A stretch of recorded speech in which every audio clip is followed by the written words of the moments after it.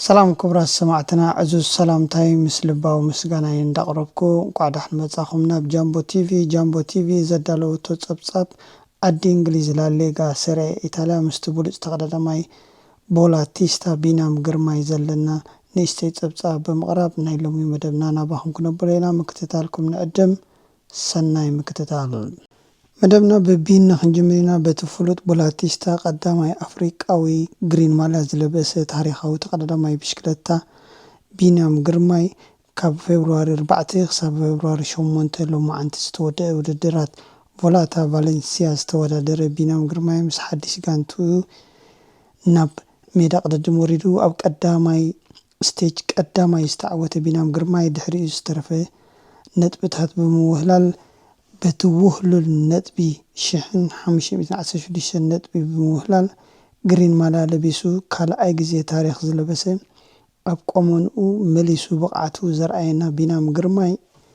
ጸብጻብ ሒዝናልኩም ቀሪብና ኣለና። ቢናም ግርማይ ኣብ ተቐዳማይ ስቴጅ ተዓዊቱ ብውህሉል ነጥቢ ድማ ኣብ ቦላቲስታ 95% ከምጽእ ከሎ ኣብ ወልቃዊ ውድድሩ 93 ናይ ብሕቲ ማለት እዩ ኣብ ዓቐበት 83 ብምምጻእ ብውህሉል ኣብ ዝተኻየደ 5 ውድድራት ድማ 83 ብምምጻእ ቢናም ግርማይ ኣብ ክላሲፊኬሽን ኦፍ ፖይንትስ ነዚ ውህሉል ነጥቢ ብምምጽኡ ግሪን ማልያ ክዕወት በቂዑ ንታሪኹ ከም ብሓድሽ ዘሐደሶ ሓድሽ ታሪኽ ዝሰርሐ ቢናም ግርማይ ናብ ዝዓወተ ዝበጽሕሎ ካብቲ 2025 ዝሓለፉ ሓጸልጸልን ጎነፅ ዝመልኦ ውድድራት ብሙሉእ ቁመና ስለ ዝተመልሰ በዚ ዓወት እዚ እንኳዕ ሓጎሰካ እንዳበልና ንቢናም ግርማይ ኣብ 2026 ዝካየድ ቱር ደ ፍራንስ ጽቡቕ ዓወት ንምነ። መበል 25 ግጥማት ዓዲ እንግሊዝ ኣብተን ቀዳሞት 5 ጋንታታት ክንጅምር ኣርሰናል፣ ማን ሲቲ፣ ኣስቶን ቪላ፣ ማን ዩናይትድ፣ ቸልሲ ኮይነን በታ ቀዳመይቲ መሪሓ ዘላ ኣርሰናል ቀዳማይ ደረጃ ሒዛ ንማን ሲቲ ብ6 ነጥቢ መሪሓት። መበል 25 ግጥማ ቀዳም ንግሆ ምስ ሳንደርላንድ ገጢማ ሳንደርላንድ ኣብ መበል ታሽዓይቲ ኣብ ቶፕ 10 እኳ እንተላ ክልቲአን ጋንታታት ተራኺበን በቲ ጽቡቕ ምክፍፋል ንኣርሰናል ዓንዲ ኮይንዋ ደሎ ዙቢሜንዲ ቅድሚ ዕረፍቲ ሸቶ መስጊባ ድሕሪ ዕረፍቲ ድማ 2 ሸቶታት ብኣጥቃዓይ ኣርሰናል ሂዮከረስ 2 ጎል ብምውሳኽ 3-0 ንሳንደርላንድ ኣፋናታ። ሳንደርላንድ ዘምለጠ ዓወት ተዓዊታ ነራ እንትትኸውን ናብ 7ይ ደረጃ ክመበለት ነራ። ስለዚ ኣርሰናል 3 ሳንደርላንድ 0 ጾታ ተወዲዩ። ሳልሳይ ደረጃ ሒዞም ዝግስግሱ ደሎ ኣስቶን ቪላ ምስ ቦርንማውዝ ገጢማ 1-1 ተፈላለያ። ኣስቶን ቪላ ነጥቢ ኸሲራ ደረጃ እኳ ኣይነከየትን ኣብ ቦታ እንተላ ሳልሰይቲ እንተላ እታ ደድሕሪኣ ኮይና 4ይ ደረጃ ሒዛ ትግስግስ ዘላ ማን ዩናይትድ ምስ ቶተንሃም ኣብ ኦልትራፎርድ ገጢማ ማን ዩናይትድ ሕጂ እውን መበል 4ይ ግዜ ዓወታ ትጓናጸፈላ። ማን ዩናይትድ ድሕሪ ብሩኖ ፈርናንዶስ ድሕሪ ዕረፍቲ ዘእተዋ ሸቶ 2-0 ንቶተንሃም ኣፋናታ። ማን ዩናይትድ 44 ነጥቢ ክብ ብምባል 4ይ ደረጃ ሒዛ ምስ ኣስቶን ቪላ ናይ 3 ነጥቢ ፍልልይ 46 ጸብለልታ ሸቶ ዘለዋ ማን ዩናይትድ ጽባሕ ቀዳመ ሰንበት ኣብ ዝካየድ ግጥም ኣስቶን ቪላ እንተደኣ ነጥቢ ኸሲራ ማን ዩናይትድ እንተደኣ ተዓዊታ ሳልሳይ ደረጃ ናይ ምዃን ተኽእላ ተረጋገጽ ብዝሒ ሸቶ ስለ ትመርሕ ዘላ ማን ዩናይትድ። ናብ 5ይ ደረጃ ሒዛ ዘላ ቸልሲ እንተደኣ ከድና ቸልሲ ምስ ወልቭስ ገጢማ ግና ጸወታ ማን ዩናይትድን ቶተንሃምን ውጽኢት ዝፈለጠ ቸልሲ ናይ ግድን ክትዕወት እያ ዘለዋ። ወልቭስ ኣብ ታሕተዋይ ደረጃ ትርከብ ጋንታ ኮይና ምስ ቸልሲ ተካይዱ ግጥም እኳ ንዓኣ ከቢድ ወጥሪ ዝነበሮ እንተኾነ ቸልሲ እውን ተጠንቂቖም ክዕወቱ እዩ ዘድልዮም። ኣብ ዝነበረ ግጥም ፓልመር ብሉጽ ተጻዋታይ ማን ኦፍ ዘ ማች ዝተባህለሉ 3 ሸቶታት ዘእተወ ሃትሪክ ብምዝጋብ ቅድሚ ዕረፍቲ 3-0 ንወልቭስ ስዒሮማ ዝወፁ ቸልሲ ድሕሪ ዕረፍቲ ሓንቲ ዘእተወት ወልቭስ ማዕረ ከይገበረቶም 3-1 ብምዕዋት መበል 50ይ ደረጃ 43 ነጥቢ ሒዞም ንውድድራት ዓዲ እንግሊዝ ይመርሕዎ ኣለዉ። ሕጂ እውን ደጊምና ክነመሓላልፎ ንኽእል ቸልሲ እውን ኣብ ልዕሊ ማን ዩናይትድ ሓንቲ ዓወት እንተደኣ ተዓዊታ ማን ዩናይትድ እንተደኣ ኸሲራ ቸልሲ ብሓንቲ ነጥቢ ድሒራ እያ ትርከብ 45 ፀብለልታ ሸቶ ሒዛ ስለዚ ቸልሲ ኣብዚ ተዓወት እውን ነጢራ ሳልሳይ ናይ ምዃን ተኽእሎ ኣለዋ ማን ዩናይትድን ቸልሲን ክሳብ ሕጂ ብዘምፅኦ ዘለዋ ዓወት ራብዓይ ሓምሻይን ኮይነን ዝግስግሳ ዘለዋ እየን ካብቲ ዝነበርኦ ደረጃ ርኡይ ለውጢ ምፅአን ኣብ ፕሪምየር ሊግ ኣብ ቶፕ 5 ካብ ዝተፀጋዓ ጋንታታት ቸልሲን ማን ዩናይትድን ኮይነን ኣለዋ ሊቨርፑል ብዙሕ ደገፍታ ዘቃወምዋ ዘለዉ ጋንታ ኮይና ብዙሕ ስዕረት እንዳተሰዓረት ትዋረድ ዘላ ጋንታ ሊቨርፑል ኣብ ሻድሻይ ቦታ ሒዛት መርሐላ ንክለባት ዓዲ እንግሊዝ ግና ከተማሊ ምስ ማን ሲቲ ገጢማ ሊቨርፑል ማን ሲቲን ንዕረፍቲ ባዶ ወፅአን ናይ ክልቲአን ፀወታ ግጥም ሓያልን ብፍላይ ማን ሲቲ ድማ ተወዳዳሪት ኣብ ዘላትሉ ግዜ ንጉያ ኣርሰናል ከተኸትም ትኽእል እንተደኣ ኮይና ሊቨርፑል ስዒራ ኣብ ውድድራት ክትኣቱ ኣለዋ ስለዚ ሊቨርፑል ቀዳመይቲ ሸቶ መዝጊቦም ናይ ማን ሲቲ ሓይሊ ከዳኸሙን ማን ሲቲ ድማ ናይ ዓወት ኣንፈታ ኣብ ሜዳ ሊቨርፑል ክትስኡን እያ እንዳተባሃለ ከሎ መበል 84 ደቂቕ ሸቶ ማዕረ ትገብሮም ዘእተው ማን ሲቲ ክትውዳእ መወዳእታ ግዜ 9 ክትቀርብ ከላ ሪጎል ብምርካቦም 2-1 ብምዕዋት ማን ሲቲ ኣብ ልዕሊ ኣርሰናል ዝነበሮም ናይ 6 ነጥቢ ፍልሊ ክሳብ ሕጂ ዓቂቦም ካልኣይቲ ቦታ ሒዞም ኣለዉ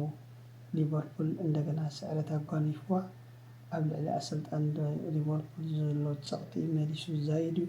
ደገፍቲ ሊቨርፑል ዘይተሓጎስሉ ፀወታ ኮይኑ ኣምሲዩ ስለዚ ካልኣይቲ ማን ሲቲ ብደረጃ ዓዲ እንግሊዝ ቦታ ሒዛ ትቕፅል ኣላ ግጥማት ዓዲ እንግሊዝ በዚ ናይ ፅባሕ ቀዳም ሰንበት ዝቕፅል ፀወታታት ጌርና ክንዓፅው ኢና ኣርሰናል ምስ ብራንትፎርድ መበል 7ይቲ ዘላ ማን ሲቲ ምስ ፉልሃም 10ይቲ ዘላ ኣስቶን ቪላ ብራይተን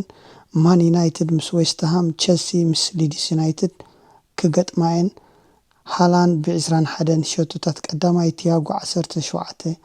ሸቶታት ብምዝጋብ ካልኣይ ኣለዉ ክልቲኦም ተፃወቲ ትማሊ ቀዳም ሰንበት ብዘመዝገቡን ሓንቲ ሸቶ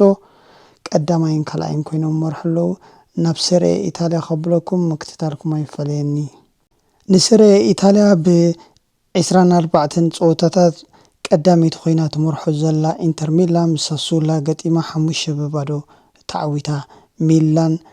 ቀዳመ ሰንበታይ ተፃወተትን ፅባሕ ግጥማ ምስ ካሊጌሪ ክኸውን እዩ መበል 24 ግጥማ ምስ ጂሮ ዝገጠመት ናፖሊ ሳልሳይ ደረጃ ሒዛላ ናፖሊ ብክንደይ ክርክራ መወዳእታ 9 ደቂቕ ሪጎሎ ረኺባ ሳልሰይቲ ብምእታው 3-2 ተዓዊታ ሳልሳይ ደረጃ ሒዛላ ጁቬንቱስ ምስ ላዚዮ 2-2 ብምፍልላይ ራብዓይ ደረጃ ሒዛ ከላ ሮማ ድማ እታ ብፀወታ ድሒራ ዘላ ጋንታ ኮይና ፅባሕ ክትገጥምያ ሮማ ምስ ካሊጌሪ ተካይዶ ግጥም ሓያል ግጥም ክኸውን እዩ ብድሕሪኡ እንተደኣ ተዓዊታ ደረጃ ኣከብ ክተብልያ ኣብ ሰሪኤ ኢታልያ ኢንተር ሚላን ብ58 ነጥቢ ቀዳመይቲ ሚላን ብ50 ካልአይቲ ሳልሰይቲ 49 ነጥቢ ሒዛ ዘላ ናፖሊ ራብዓይቲ ጁቬንቱስ ብ47 ነጥቢ ሓምሸይቲ ሮማ ብ43 ነጥቢ ሸቶ መዝገባይ ማርቲነዝ 14 ሸቶ ኣቁፂሩ ቀዳማይ ደረጃ ክሕዝ ከሎ ፅባሕ ቀዳመ ሰንበት ኣብ መንጎታ ሳልሰይትን ሓምሸይትን ደላ ጋንታ ናፖሊን ሮማን ዝካየድ ፀወታ ኣዝዩ ኣገዳሲ ክኸውን እዩ ኣብ ሰሪኤ ኢታልያ ናይ ደረጃ ገምዓማዕ ከምፅእ ዝኽእል ተባሂሉ ዝግመት ፀወታ እዩ ብፍላይ ድማ ኢንተር ሚላን ምስ ጁቬንቱስ ዝካየድ ቀዳም ፀወታ ድማ ኣዝዩ ኣገዳሲ ፀወታ እዩ ኢንተር ሚላን ኣብቲ ኸስረሉ ውፅኢት ጁቬንቱስ ትድይብ ክትከውን ከላ ሚላን ድማ ንኢንተር ሚላን ክትፅጋዓ ናፖሊን ሮማን ኣብ ዘካይዶ ፀወታ ድማ ክልቲአን ማዕረ ተወዳኣ ወፅን ጁቬንቱስ ተረጋጊኣ ሳልሰይቲ ክድይብያ ማለት እዩ ስለዚ ኢንተር ሚላን ዋላ ብጁቬንቱስ ትሰዓር ቀዳማይ ደረጃ እኳ ደይትምንጠል እንተኾነት ሚላን ግን ንኢንተር ሚላን ክጽጉዕዋ ይኽእሉ እዮም። ጁቬንቱስ ከዓ ዕድላ ተኸፊትላ ሳልሳይ ደረጃ ክትሕዛ። ስለዚ ቀዳም ጁቬንቱስ ምስ ኢንተር ሚላን ዝካየድ ሓያል ግጥም ክኾን ከሎ ንደረጃ ኢታሊ ዝገማምዖ ዝፈላለዩ መዓልቲ ሰንበት ከዓ ናፖሊን ሮማን ሓያል ግጥም እዩ። ነዚ ግጥም እዚ ክትከታተልዎ እንዳዓደምኩም ክሳዕ ሽዑ ብሰላም ይራኸበና። ናብ ላሊጋ እስፓኛ ከብለኩም። ናብ ላሊጋ እስፓኛ ተመፂና እተን 5 ጋንታታት ኣብ ላዕለዋይ ደረጃ ዘለዋ ባርሴሎና፣ ሪያል ማድሪድ፣ አትሌቲኮ ማድሪድ፣ ቪላሪያል፣ ሪያል ቤቲስ ኮይነን ባርሴሎና ምስ መላሮካ ገጢማ 3-0 ኣፋንያታ ባርሴሎና ንመላሮካ ኣግፊሓ ብዝተዓወተት መበል 22 ግጥማ ብዓወት ጥራይ ትዛዝም ዘላ ኤውሮጳዊት ጋንታ ኮይና ክሳብ ሕጂ ዘይተሰዓረት ዘላ ጋንታ ባርሴሎና ቀዳመይቲ ብ58 ነጥቢ ንላሊጋ ትመርሐላ። መበል 23 ፀወታ ድማ ኣብ ልዕሊ ሞሮካ ብምዕዋት ደረጃ ዓቂባቶ ትኸይድ ዘላ ክለብ ኮይናላ። ካልአይቲ ከምኣ ብሓንቲ ነጥቢ ድሒራ ዘላ 57 ሒዛ ዘላ ሪያል ማድሪድ ብሓንቲ ነጥቢ ድሒራ ካልአይቲ ደረጃ ሒዛ ዘላ ሪያል ማድሪድ ምስ ቫሌንሲያ ገጢማ ሪያል ማድሪድ 2-0 ብሸቶ ዝመርሕ ዘሎ ሞባፔ ድማ ካልአይቲ ሸቶ ብምእታው 2-0 ንቫሌንሲያ ኣፋኒማ። ሳልሰይቲ ዘላ አትሌቲኮ ማድሪድ ምስ ሪያል ቤቲስ ገጢማ ሪያል ቤቲስ መበል 50 አትሌቲኮ ማድሪድ ነጥቢ ኸሲራ ሪያል ቤቲስ ኣብ ልዕሊ አትሌቲኮ ማድሪድ 1-0 ብምዕዋታ 50 ደረጃ ዘረጋገፀ ዓወት ብምንባሩ ሪያል ቤቲስ 5 አትሌቲኮ ማድሪድ ሳልሳይ ብምዃን ይቕፅል ኣለዋ። ራብዓይ ደረጃ ሒዛ ዘላ ቪላሪያል ብክልተ ፀወታ ካብተን ቀዳሞት 5 ጋንታታት ናይ ላሊጋ እኳ ድሒራ እንታልወት ፅባሕ ሶኒ ብትገብሮ ግጥም ምስ እስፓኞል እሞኸዓ 6ይቲ ደረጃ ዘላ ጋንታ ሓያል ግጥም ክህልዋ ቪላሪያል ፅባሕ እንተደኣ ተዓዊታ ደረጃ ቀልጢፋ ናብ ሳልሰይቲ ክተብል እያ። እተን ተሪፈና ዘለዋ ፀወታታት እንተደኣ ወሲኻትለን ድማ ሳልሰይቲ ደረጃ ዝዕንቅፃ ዘይብላ መበል 42 ነጥቢ ሒዛ ንክለባት ላሊጋ ክትመርሐ እያ። ብሸቶ ቀዳማይ ዘሎ ሞባፔ 23 ሸቶታት ከምዝገብ ከሎ ካልኣይ ሞሬጊ 15 ቶረስ 12 የማልን ሉዋሪስክን ድማ እቶም ብሉፃታት ቃዕቲ ናይ ባርሴሎና ኮይኖም 10 ሸቶታት ብምዝጋብ 5-6 ኣለዉ። ካብቲ ብ23 ሸቶ ዝመርሕ ዘሎ ሞባፔ ብ13 ሸቶታት ተበሊፆም። ግጥማት ላሊጋ ዝመፅእ ዘሎ ቀዳመት ሰንበት ሓያል ግጥም ኣብ ሞንጎ ቪላሪያልን ጌታፈን ክኸውን እዩ። እታ ራብዒቲ ደረጃ ዘላ እያ ማለት እዩ። ስለዚ አትሌቲኮ ማድሪድ እውን ምስ ሪያል ኦሳስና ክትገጥም እያ። ስለዚ ንኩለን ጋንታታት ፅቡቅ ዕድል እንዳተመነና ፅባሕ ቀዳመት ሰንበት ዝካየድ ፀብፃብ ሒዝናልኩም ክሳብ ንቐርብ ቴንኪዩ ስለ ምክትታልኩም ብሩኽ ምሸት።